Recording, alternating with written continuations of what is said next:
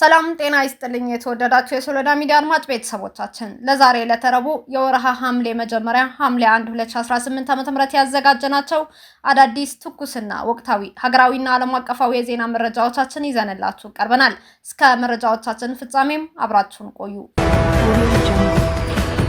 በአክሱም ከተማ በጳጳሳት ላይ የግድያ ሙከራ መደረጉ ተገለጸ።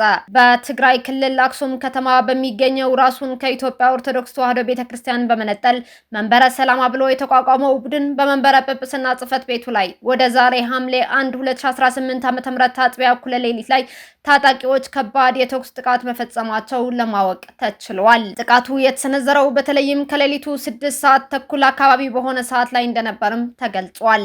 የጥቃቱ ዋነኛ ኢላማ በወቅቱ በጽሕፈት ቤቱ መኝታ ክፍል ውስጥ የነበሩት የሃይማኖት አባቶች የነበሩ ሲሆን ጥቃቱ በተፈጸመበት ወቅት በጽንፈኛው ህወሓት እየተፈጸመ ያለው አፈሳ በጽኑ ያወገዙት አቡነ ናትናኤልና የዚህ ራሱን መንበረ ሰላማ ብሎ የጠራው ቡድን ጸሐፊ የሆኑት አቡነ አረጋዊ በአንድ ላይ በቦታው እንደነበሩም ለማወቅ ተችሏል። ታጣቂዎቹ ጳጳሳቱ ባሉበት የመኝታ ክፍል ላይ ተኩስ የከፈቱ ቢሆንም ጳጳሶቹ ምንም አይነት አካላዊ አደጋ ሳይደርስባቸው በሰላም መትረፍ ችለዋልም ተብሏል። ይህንን የተኩስ ድምጽ የሰሙ የአክሱም ከተማ ነዋሪዎችና መላው ህዝብ በሌሊት በከፍተኛ ድንጋጤ ወደ ስፍራው የፈሰሱ ሲሆን በአሁኑ ሰዓት በአክሱም ከተማና በአካባቢው ማህበረሰብ ዘንድ ከፍተኛ ድንጋጤ፣ ሀዘንና ውጥረት ነግሶም ይገኛል። በትግራይ ክልል ያለው የፖለቲካ ውጥረት የሃይማኖት መሪዎችን ወደ ማጥቃት ደረጃ መሸጋገሩን ነገሩ ይበልጥ አደገኛና አሳሳቢ እንዳደረገውም ተነግረዋል። ይህንን ድርጊት ተከትሎ ጥቃት የደረሰባቸው ጳጳሳቱ በቀጣይ ሰዓታት ዝርዝር መግለጫ ይሰጣሉ ተብሎ የሚጠበቅ ሲሆን የሚመለከታቸው አካላት ድምጻቸውን በማሰማት ይህንን አስነዋሪ ድርጊት በጋራ እንዲያወግዙትም ጥሪ እያቀረቡ ይገኛሉ። የትግራይ ህዝብ በጥቂት የወንጀለኞች ስብስብ ታጋች ሆኗል ሲሉ አቶ ጌታቸው ረዳ ገለጹ።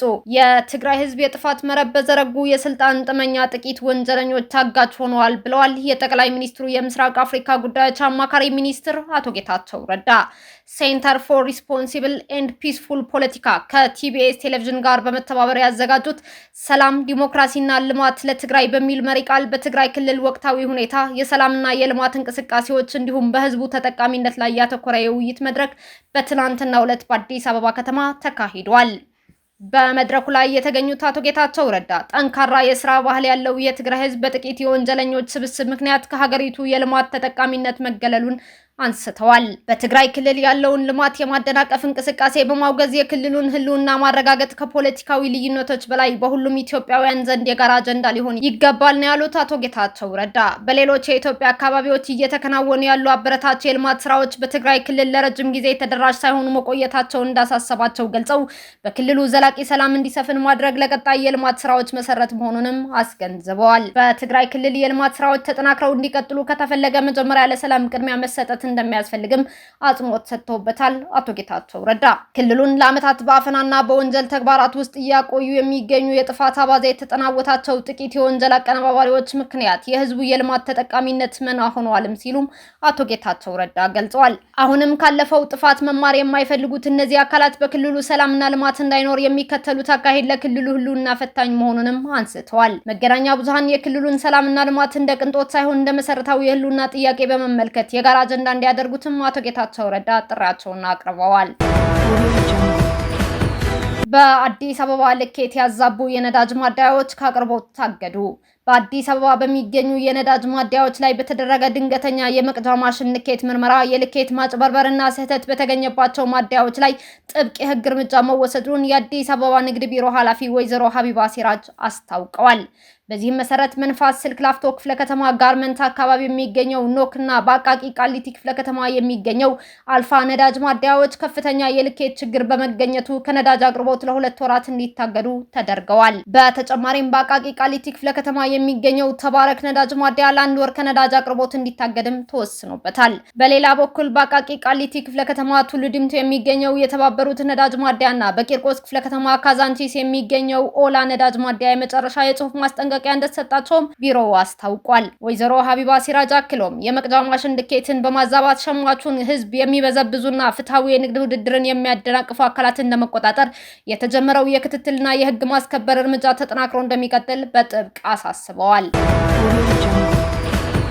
የዚምባብዌ ፕሬዝዳንት የስልጣን ዘመናቸው እንደ አውሮፓውያን አቆጣጠር እስከ 2030 የሚያራዝመውን ህግ አጸደቁ።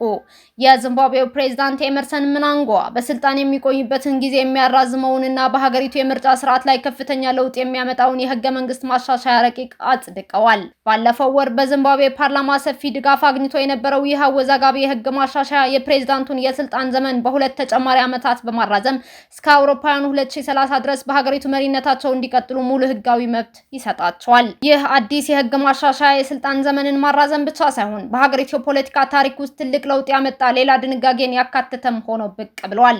ወደፊት የሚመጡ ፕሬዝዳንቶች በህዝብ ቀጥተኛ ድምጽ ከመመረጥ ይልቅ በህግ አውጪዎች ወይም በፓርላማ አባላት እንዲመረጡ የሚያስችል አዲስ ድንጋጌ የሚያካትተው ሆኗል።